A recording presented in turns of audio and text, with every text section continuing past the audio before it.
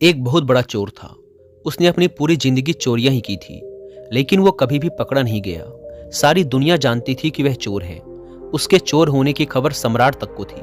सम्राट ने तो उसे एक बार दरबार में बुलाकर सम्मानित भी किया था कि तू अद्भुत आदमी है, दुनिया जानती है, हम भी जानते हैं कि तू चोर है। तूने कभी अपनी असलियत छुपाई भी नहीं और चोरी करते हुए तू कभी पकड़ में आया नहीं। तेरी कला अद्भुत है।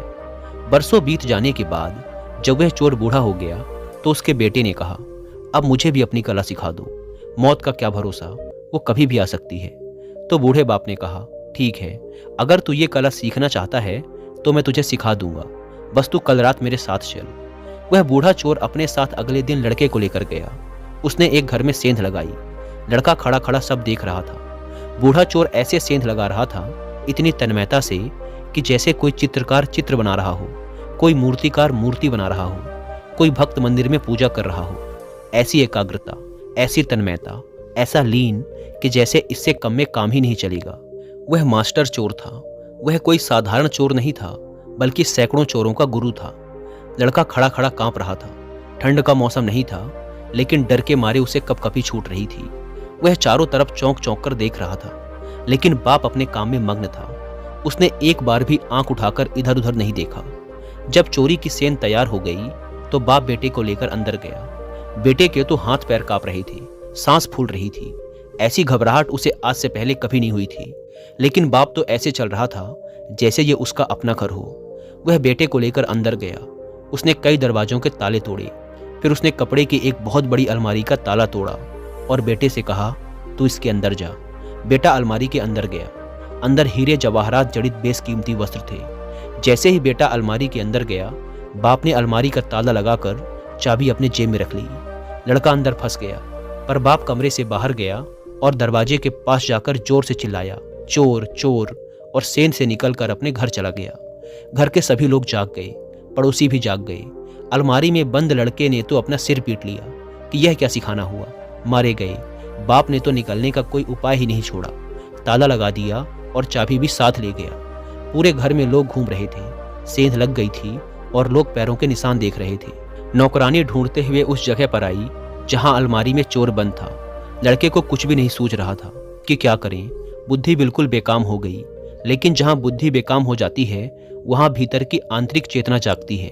अचानक जैसे किसी ऊर्जा ने उसको पकड़ लिया और उसने इस तरह आवाज निकाली जैसे कोई चूहा कपड़े को कुतर रहा हो। ऐसा उसने अपनी जिंदगी में पहले कभी नहीं किया था। उसे खुद भी अपने पर हैरानी हुई। नौकरानी चाबी ढूंढकर लाई, दरवाजा खोला और दिया लेकर अंदर झांका कि शायद चूहा होगा। लेकिन जैसे ही नौकरानी ने दिया लेकर अंदर झांका, उसने फूंक मारकर दिया बुझाया और नौकरानी को धक्का देकर वहां से भागा। जब वह सेंध से निकला तो उसे देखकर 10-15 आदमी उसके पीछे भागे। बड़ा शोर शराबा मच गया।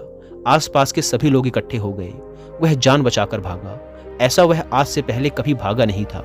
उसे विश्वास ही नहीं हो रहा था कि भागने वाला मैं ही हूँ, जैसे कोई और ही भाग रहा हो। भागते हुए वह एक कुएं के पास पहुंचा और वहीं पड़े एक बड़े से पत्थर को उठाकर कुएं में पटका। उसे यह भी नहीं पता था कि यह मैं क्या कर रहा हूँ, जैसे कोई और ही करवा रहा है। जैसे ही पत्थर कुएं में गिरा, उसकी आवाज़ सुनकर सारी भीड़ कुएं के चारों ओर इकट्ठी हो गई। सबको लगा कि चोर का पैर फिसला और वह कुएं में गिर गया है। लेकिन तब चोर झाड़ी के पीछे सांस रोककर खड़ा था। मौका मिलते ही वह दबे पांव वहां से निकलकर घर चला गया। उसने मन ही मन खुद से कहा, आज इस बाप को ठीक करना ही पड़ेगा। यह कैसा सिखाना हुआ। वह दरवाजे को धक्का देता हुआ अंदर गया।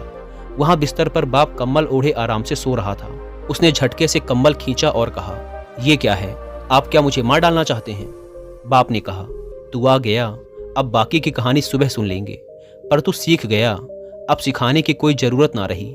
बेटे ने कहा, अरे कुछ तो कहो, अरे कुछ तो पूछो मेरा हाल, क्योंकि अब मैं रात भर सो ना पाऊंगा। फिर बेटे ने सारी कहानी सुनाई कि मेरे साथ ऐसा ऐसा हुआ। तो बाप ने हंसकर कहा कि बस तुझे कला आ गई, यह कला सिखाई नहीं जा सकती, लेकिन आखिर तू मेरा ही बेटा है, मेरा ही खून तेरी रगों में दौड़ता है। बस अब काम हो गया, तुझे चोरी की कला का राज मिल गया। क्योंकि चोर अगर बुद्धि से चलेगा तो फंसेगा, वहां तो बुद्धि छोड़ देनी पड़ती है, क्योंकि हर घड़ी नई है। हर बार नए लोगों के यहाँ चोरी करनी है, हर मकान नए ढंग का है, पुराना अनुभव कुछ काम नहीं आता। वहां तो बुद्धि से चले कि परेशानी में पड़ जाओगे। वहां तो हर पल जागरूक रहना पड़ता है, सजग रहना पड़ता है।